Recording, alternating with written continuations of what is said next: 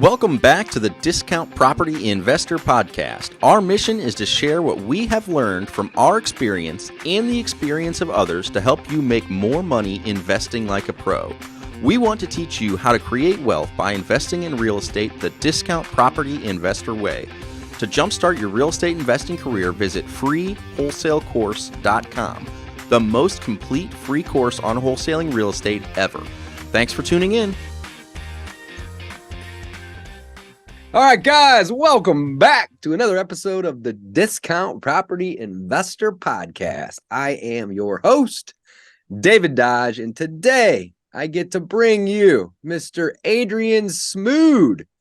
Adrian got his start in real estate back in 2002 when he was evicted, which led him to become a landlord. After 11 years of being a hobby landlord, he discovered his passion for real estate investing by attending a real estate investor meeting.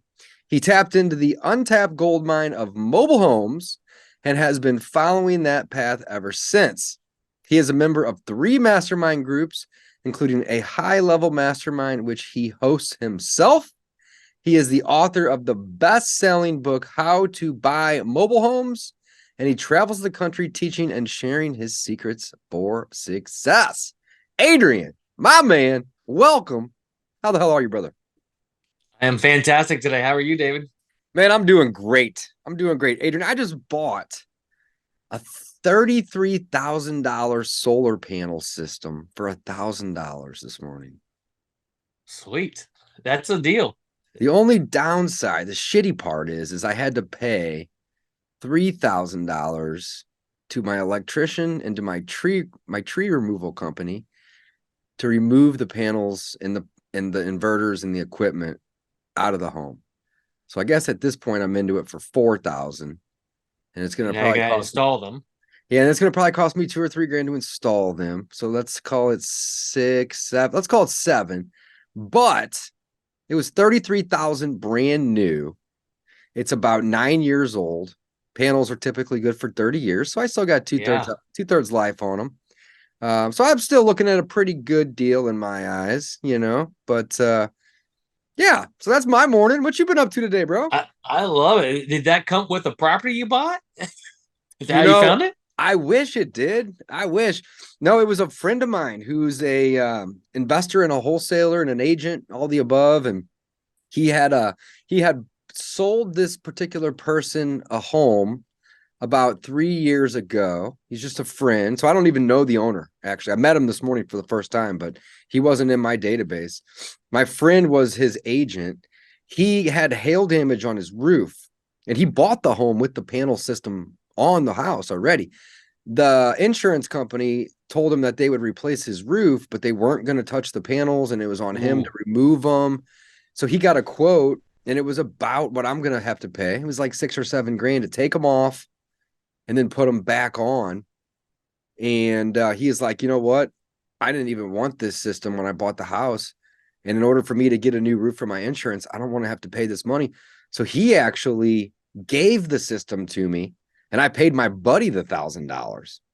I didn't even pay the seller or the owner, $1.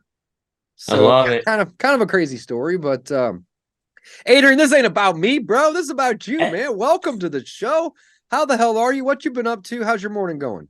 It's fantastic. I'm up in Maine, finishing out 13 weeks of hanging out here.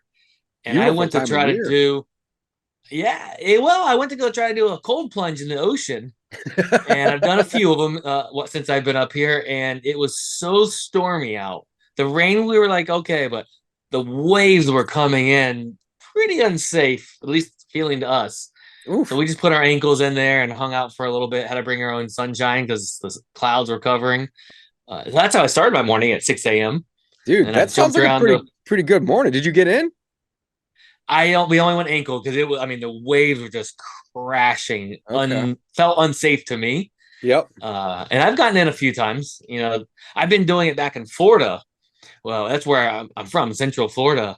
But there, like, you get out of the cold plunge and it's actually warmer outside. Yeah. Here it's colder outside. That wind is the brutal part. Yeah, that was the mental hardness for me, but it's good. It's a good, tough thing. If you follow David Goggins, you do hard stuff. Dude, I got a cold plunge in my basement. I paid like $5-6 grand for one, maybe 2 years ago, and I use it once or twice a week. I need to use it more.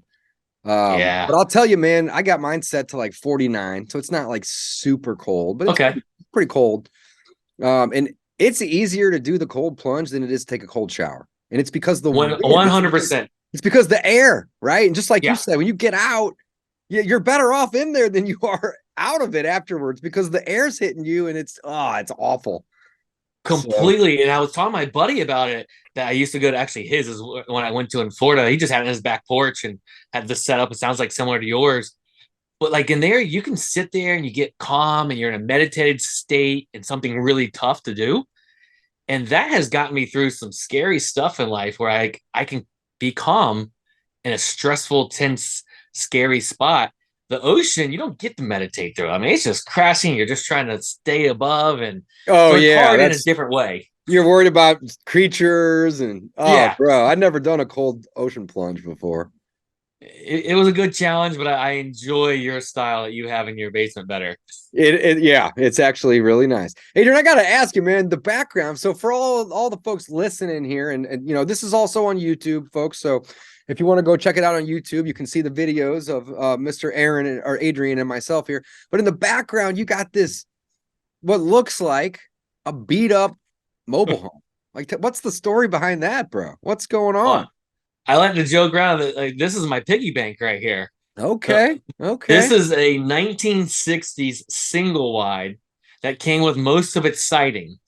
I was just gonna say it's missing a bunch of it, but and we actually own most of it. Oh, I love it. And let's go ahead and bust a myth right now about mobile homes. I'm still making payments on this, and a lot of people think there's no way you can get financing for old mobile homes.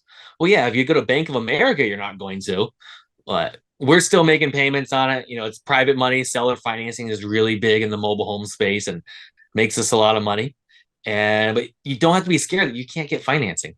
That's a huge myth that people reason believe. You're saying as the investor, like the non-owner occupant, there's companies out there that you can utilize to get financing to buy them. And I'd assume that they know, like I said, you not being the occupant, the investor, the non-occupant, that they know that and they're still willing to finance?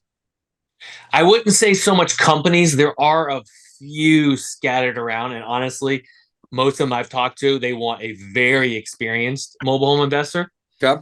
But the seller financing, making the payments to the seller, especially on something like this, an old 1960s and 70s, that seller a lot of times understands seller financing more than a lot of investors.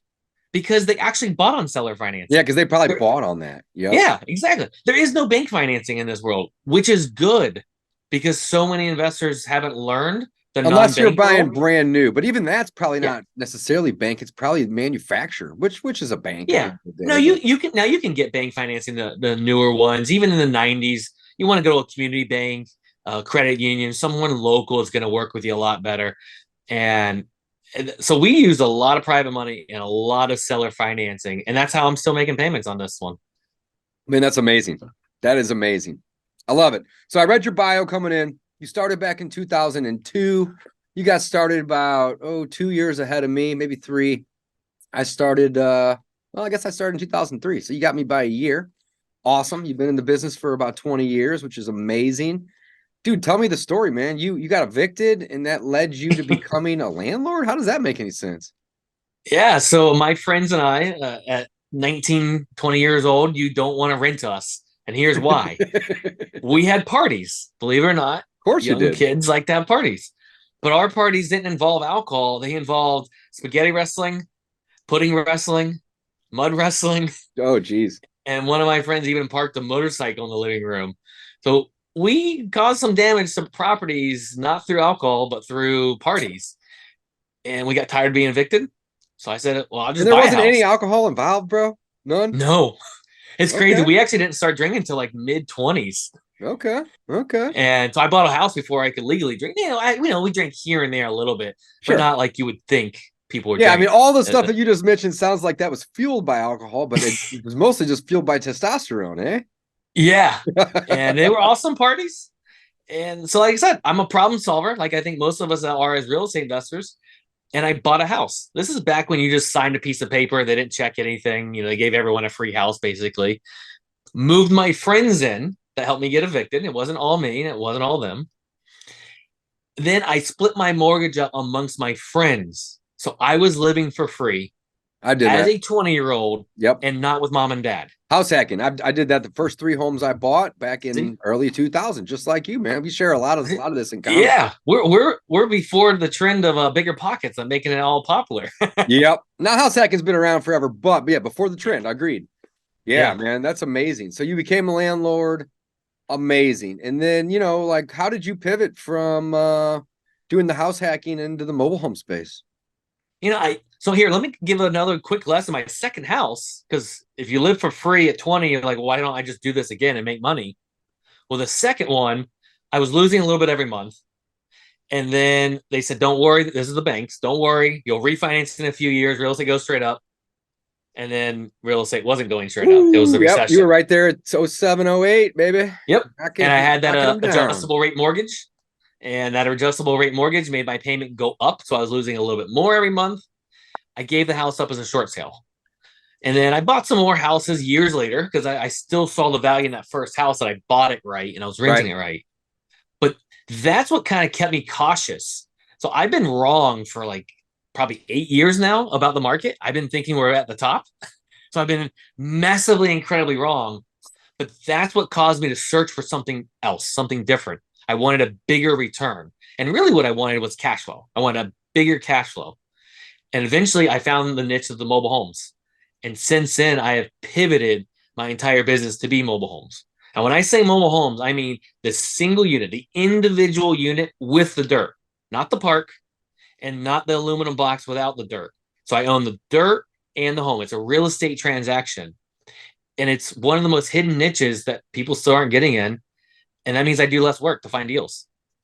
I love it. Okay, so hold on. Let me recap here. So just because I'm just trying to make sure that the audience follows you. And I need to learn this stuff too, of course, here. So you're looking for land with the mobile home on it outside of a park, typically speaking.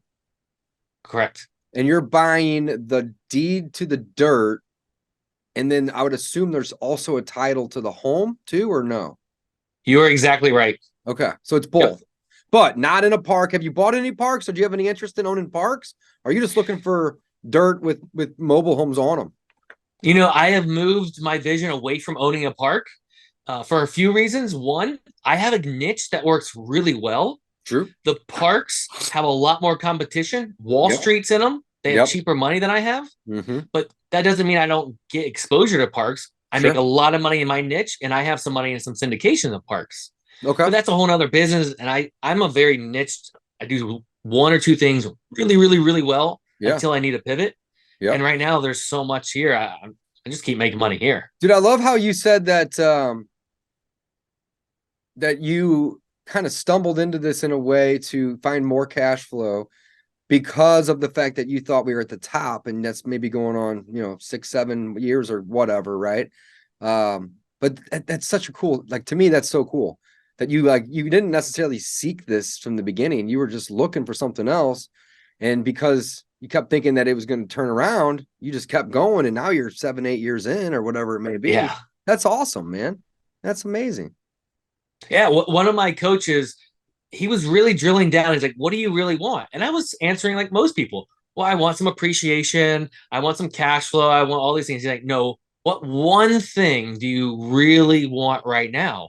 And the answer was the cash flow to replace my wife's income. So I focused on only cash flow. That doesn't mean I haven't gotten appreciation. I haven't gotten depreciation, all the other benefits of real estate. But I said, I am focused on one piece of it. Right. And the other ones have just happened to come. Man, that's amazing. That is amazing. Okay, cool. Well, Adrian, I'm happy you're here, man. Teach us some stuff. We got through your intro and your bio. It's great to meet you. How many mobile homes have you bought?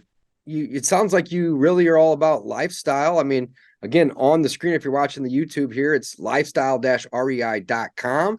is Adrian's site. And for those that are listening, again, lifestyle-rei.com to go learn more. Yeah, man, like what's this all about? And just interested to learn more. Yeah, so let's talk about the lifestyle part of it, because this goes to any type of business. I learned, partially the hard way, but to create a vision of what I want my life to be, and then a vision of what I want the business to be. And for me, it is not working 80, 90 hours a week. It's doing the parts of the business I really love. I mentioned it earlier. I'm in Maine right now. I can run my business from here. I'm going to Colorado next. I can run my business from there. I spent some time building a geographically free business because I love to travel. I love to be able to jump on a plane. And I took 7 flights round trip to go horseback riding in the middle of Mexico because my friend wanted to go bar hopping horseback riding for his 40th birthday. And believe it or not, the US, you can't find that because of insurance. So I was able to do that. I didn't have to ask anyone off. I didn't have this crazy business that required all my time. You said this is in Mexico there. That you did that? Yeah. Yeah. Right in the center of Mexico. Yeah. It was beautiful and awesome. So if you ever want to go horseback riding and bar hopping, I got the place for you. All right. I'm going to keep that in mind. That sounds awesome. But, I mean, that's a lot of what do you truly want? And so I put my lifestyle first. So my business serves my life, not the other way around. Now, about mobile homes, I already alluded to, there's less competition in the niche of mobile homes I'm in. I think it will be helpful to break down the 3 types of ways to invest in mobile homes. You can buy just the home. You own an aluminum box. You don't own the dirt underneath it. Yep. This is typically in the park. You pay lot rent or space rent, land rent. Those are some common terms for it. But you only own an aluminum castle. Cheapest way to get in the real estate. Really high return on your investment. They're recession resistant, but you lose control. I've done some of these deals. They've been profitable, but I like control. Now, what do you mean you lose control? The park manager makes all the rules. Got it. The person that owns so not owning the dirt, you're having to pay rent regardless if you're collecting it or not. You're paying it. Yeah, you're paying the rent. And if they say, nope, that person can't move in, well, that person can't move in. Got it. So they're really in control. And let's go with what happened to me. On April 5th, they said by the end of the month, no one can own a property in here that they don't live in. So I own 2. Dude, I've done one mobile home flip. I've done a ton of mobile home wholesales, but I've done one mobile home flip. And I didn't do my due diligence, and I didn't know that you couldn't have an owner occupant. So I bought a home in a park, spent $6 or $8 grand fixing it up, and then I went to go lease it, and the park told me that. They said, nope, you can't do that. So I ended up selling it on seller financing. There you go. And that's a really popular strategy within that niche. It actually, in the park pairs really well with notes. So if you're a note investor, I mean, those pair really well. Nice. But what if that was my whole business in that park? I mean, I made some mistakes not keeping good enough rapport, but that's one of the examples that they make the rules. Even if they want to break rules, and I've talked to parks behind closed doors, and they tell me they break fair housing. I'm like, I don't want anything to do with this place anymore. Right. But anyway, so let's talk about the park. That's another way to invest in mobile homes. 2 main ways to run parks. You can own all the homes, all the dirt, absolutely everything. You own a flat apartment complex. Or you can own just the dirt, where those people pay the lot rent every single month. You own a big parking lot. Right. I like that style better. Yeah. Or you can own a combination of the 2.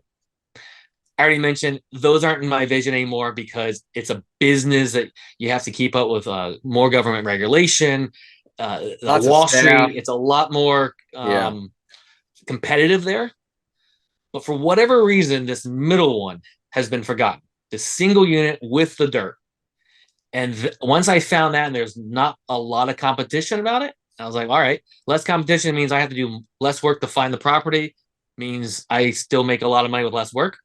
I like that. And there's a lot of people that need to be helped in this space. They're all over the country. I think Hawaii is the only state that doesn't really have them because shipping them there is so much. That makes sense. That makes perfect sense. And there are the affordable housing. Hey, let's touch on that real quick.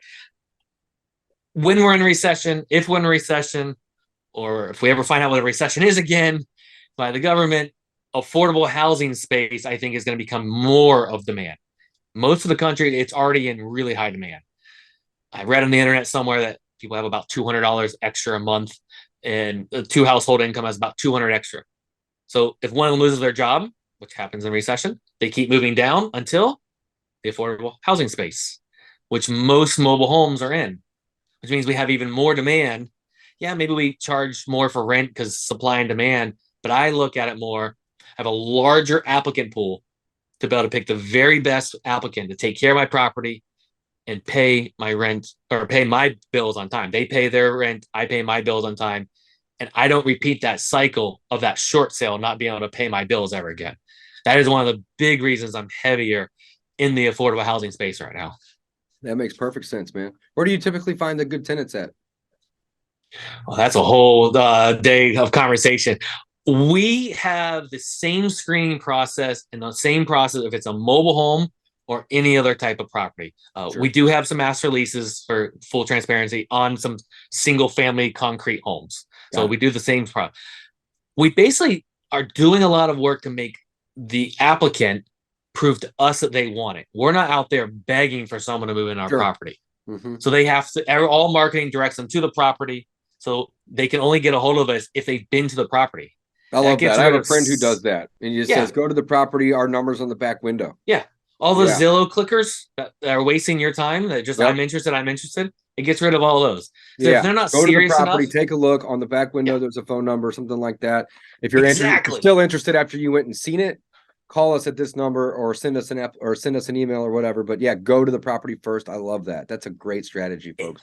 That gets rid of all the people, for one, that need to move tomorrow. And if they need to move tomorrow in, they're probably going to move tomorrow out. Yeah, love that. True. We don't want quick turnover. You lose money if you turn it over every year. And plus, you have to work when you have turnover. I don't want to work. I want long-term people. Yep. So everything in the process is setting them up to want to stay a really long time and setting them up for success, because those two make them very happy, which is part of my mission anyways. But what comes back to me is they stay a long time and they pay their rent on time.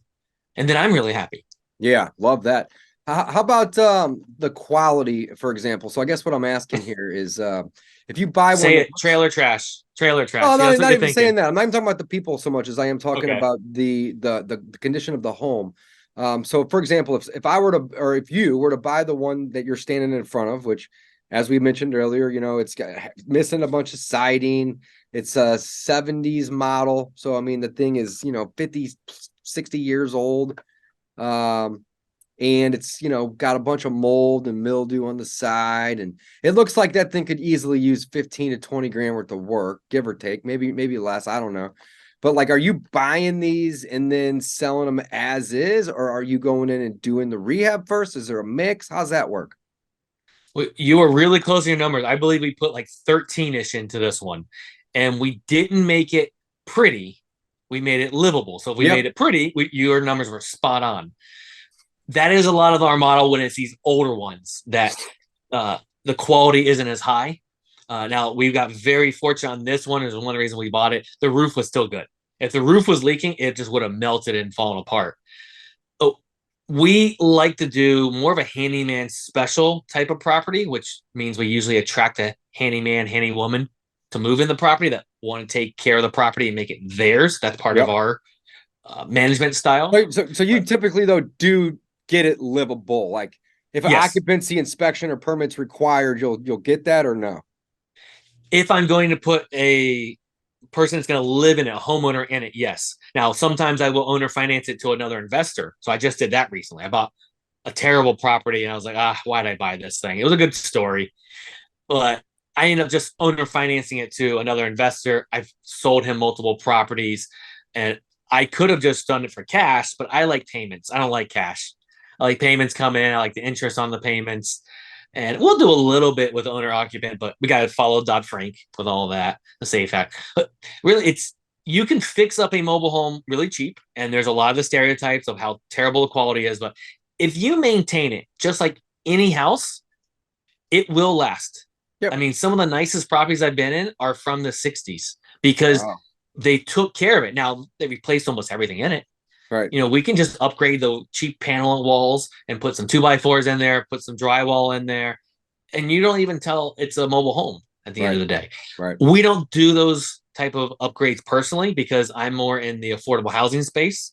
But we do have some properties that rent around $2,000 a month. Yeah, we got to put a different level rehab into a $2,000 a month versus a $1,000, $1,100, $1,200 rent. It's a totally different ballpark there. What's your average rent, if you don't mind me asking? How many units do you have right now?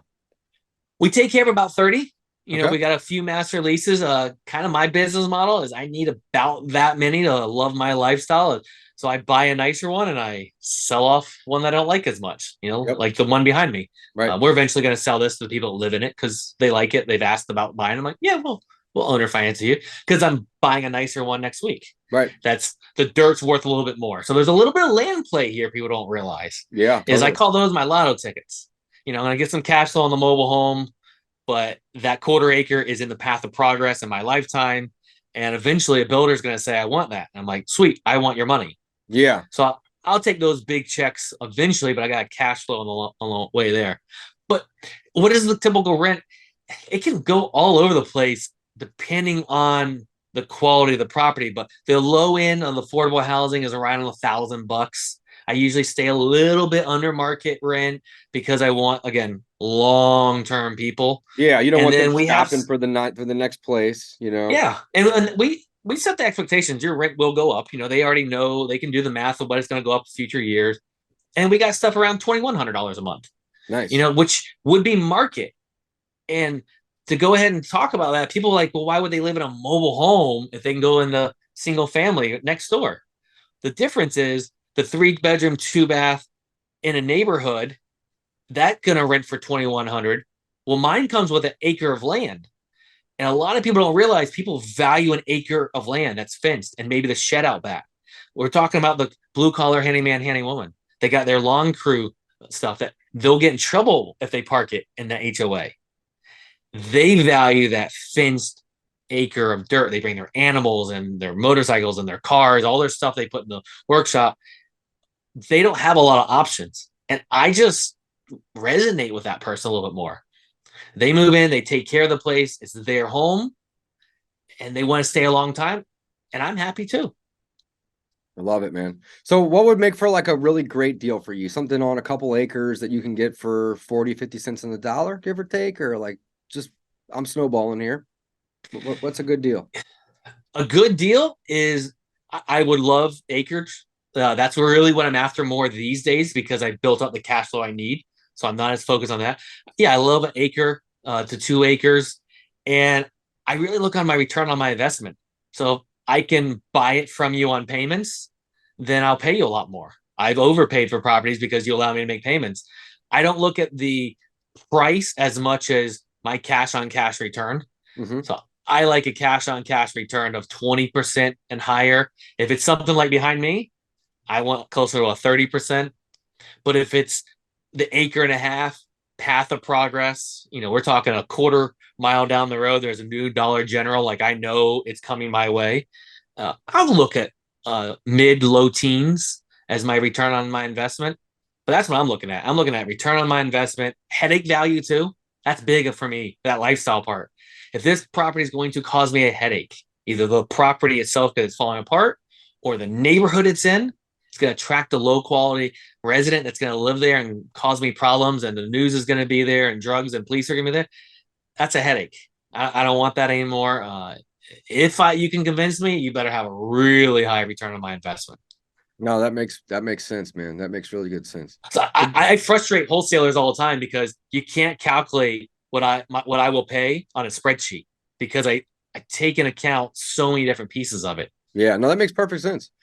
Adrian, tell me about the mastermind groups, bro. You got 3 of them, it looks like, and you're host of one of them? Yeah, man. I joined mastermind, I want to say 7, 8 years ago for our first one. Best thing I ever did. And I was scared to do it at first because I'm like, oh, I know everything. I have a big ego. I'm a guy.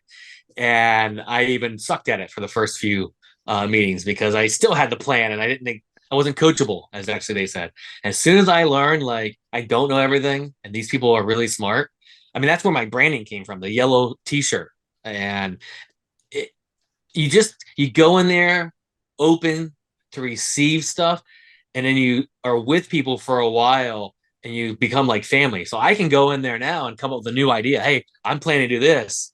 And they'll call me BS right in the way because they'll say, hey, I know what your vision says, but you say you want your life to be, and how does this fit in? Yep. So they have been huge for that. And I also think of them as a board of advisors. Yeah, Hey, absolutely. I think one of the last ones I went to, I said, hey, this is what I'm planning to do. And no one really had it. Everyone's like, that sounds good. And everyone's like, we don't feel like we're helping you. I'm like, you are, because you're confirming what I think is actually right. Yeah. Because, it's a lonely business. And so I'm in two of them. And then at one of them I was in, he's just like, you love these masterminds so much. Why don't you get paid to be in one instead of pay to be in one? Yep. Yes, sir. I've never thought of that. So another great idea that came from a mastermind. Nice. And it stuck with me for a while. I always let things sit for a bit. And then I asked one of my good friends, Dave Garcia, hey, you want to co-run this with me? And so, yeah, we decided to do it a little different than a lot of them. We keep it pretty small, intimate, about 10 people. We take a turn. And a lot of facilitators don't. Yep. But we slightly started this as a selfish reason. We're like, we want to be in a room of people that we want their information. It's not just like we're trying to collect all these checks. Right. And we stay in an Airbnb or something similar. So we're, you don't get away from each other for a few days. It's an all in, really get. How many do you friends. host a year? 2 or 3? We go in person twice a year and then the Zoom once a month. Nice. And that's amazing. Yeah.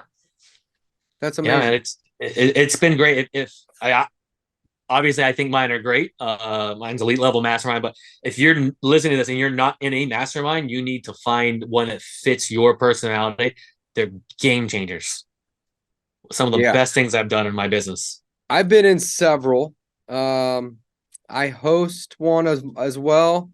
And I think I'm part of, I should know this because I pay. I'm part of 2. So I'm in 3. I mean, assuming my own as well. So, dude, masterminds are massive. Yeah. For anybody that's out there that's struggling or wants to not be on that lonely island anymore, wants that board of advisors, wants some mentors, a lot of times it's just like you had stated. It's people telling you, hey, you need to refocus or quit doing that. Or, sometimes like the guys in my mastermind will literally tell me that I'm too much of a yes person. And they're like, you need to start saying no more and focus more on you and stop being so nice and friendly and quit giving away all this free shit that you give away, Dave, because it's, the people that take the free stuff, that's great by all means, but you're also attracting people that like free stuff, and there's pros and cons to that, of course, but yeah. And the whole point here is that just masterminds are a massive amount of value. I've never been in a mastermind where they didn't preach abundance, and anytime that they but anytime that somebody in the mastermind, especially the mastermind, organizer, comes across anybody with a scarcity mindset, they get called out. You got the hot seat occasionally, more likely in the in-person events, but you got the hot seat where you get up there and you talk about wins, but you also talk about losses and struggles, and you get called out. And, it's like, I'm not a big fan of getting called out in real time, but I'll tell you, the days and the weeks and the months after that, it's like, man, that was worth like 50 times what I paid. Yeah, so, exactly. Sorry to give you the Dave, 3-minute rabbit hole on masterminds, but dude, I love them, and I love that you are in them and host one. That's amazing.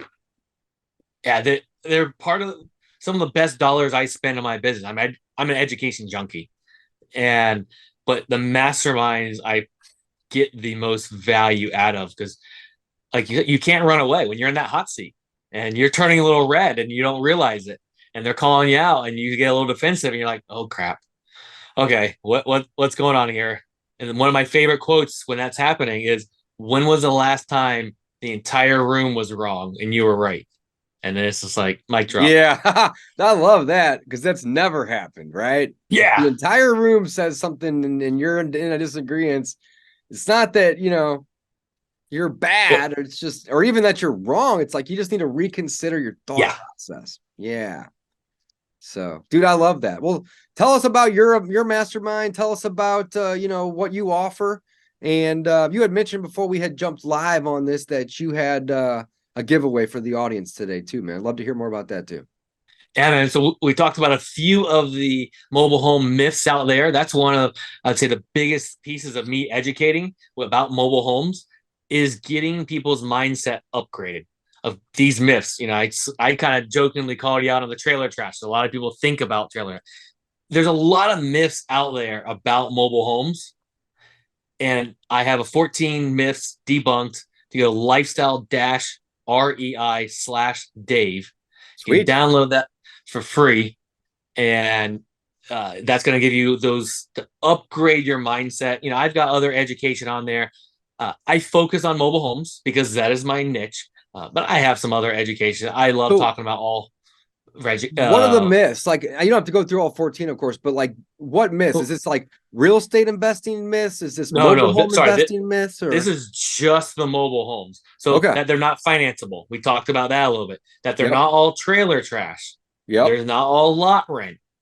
That they're not repairable. The old ones. I go through a lot of the common myths. Do you need a license? No. And there's two different types of licenses. So a lot of people don't realize that. So you have the real estate license, and then you have more like a dealer's license for cars, because some people think you have to have that in the mobile home space. And it depends with that one. Right. I just kind of gather, because I'm in the education space, so I get a lot of the same pushbacks over and over and over. I'm like, I'm going to write this up and not repeat myself over and over and over and say, here it is. And so that's that. I've got, like I said, my mastermind, elite level mastermind that we have. I don't even know if we have an open spot now, but we keep it intimate. It's great. We're always looking for, I say always, when there's an open seat, someone that is a good fit. We don't look just to fill seats. We want to make sure it's a good vibe with everyone that's in there. And I'm on different social medias. I'm the age of Facebook, so I'm more active there. When you go to the lifestyle-rei.com/Dave and get there, you'll see my social media links there. And is that your preferred method of communication? If somebody's out there listening to this, and it doesn't have, and the great part, it seems like about you, your business, your coaching, your mastermind, is that it's all about lifestyle, hence the name. Yes. And it doesn't matter if somebody lives where I live in St. Louis, Missouri, or if they live in Maine, where you're at currently, or if they live in Mexico, even. I mean, it doesn't seem to matter, right? I mean, it's nation globally, really, not more than nationwide. Like, there's really no reason you couldn't teach somebody down in Guatemala how to do this, right? Exactly. And so I have a blog on there too. My blog, yes, it has a lot of mobile home because there's a need of that education. But I love creative financing, the difference of solving problems. And then there's a lot of mindset in it. So I have all three. So I'd be very shocked if someone couldn't get some type of value there. And I post a lot of education stuff on my social medias. This is a passion business of the education. I live off of my mobile homes with the dirt, that rentals. That's what pays my life. Yeah. This is a passion business. I get to have fun. I get to wake up excited about jumping on here and talking about real estate investing and solar panels. I didn't know we were going to talk about that today. And horseback riding, and like this is fun. Yeah, agreed. I love doing these podcasts, man.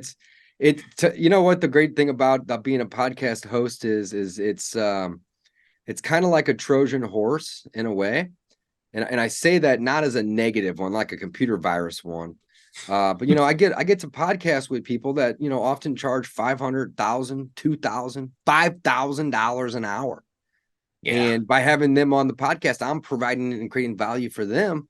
But at the same time, they get to teach me and my audience about just awesome ways to invest and to create cash flow and increase net worth and tax advantages. And like you said, mindset and creative financing on top of it, like just all this stuff. So, and it's just fun to just get to meet new people and network virtually. Love it, man. It's amazing.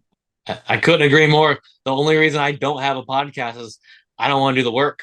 So I'm like, all right, well, if I don't want to do the work or hire the people for it, let me just jump on yours, let you do the work. Yeah, that's cool too. Love it. Now we're in each other's networks. Networking is so important in our business. And yeah, man, it's been fun. Dude, it's amazing. Adrian, thank you so much for coming on, sharing all this value. This has been an awesome episode. You seem like a really, really awesome guy.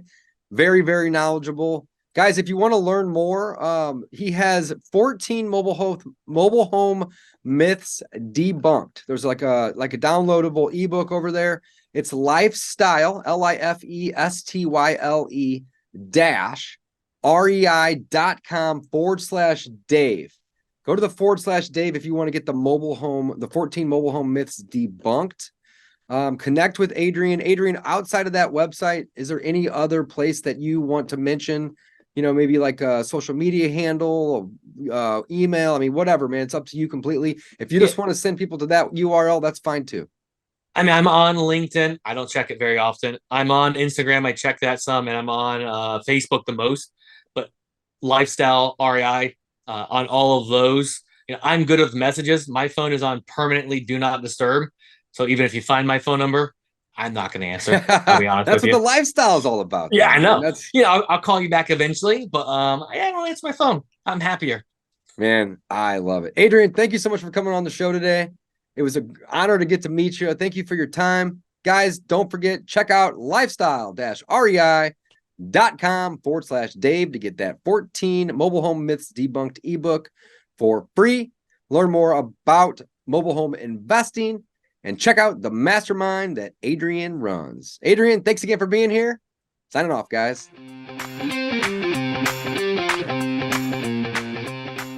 Thanks for listening to the Discount Property Investor Podcast. If you enjoyed this episode, please like, share, and subscribe to help us reach a wider audience. To jumpstart your real estate investing career, please visit freewholesalecourse.com, the most complete free course on wholesaling real estate ever. We would also appreciate it if you left us a review on iTunes or Stitcher. Thank you in advance for your support, and remember, you make your money when you buy, and you get paid when you sell. Now let's go build some wealth.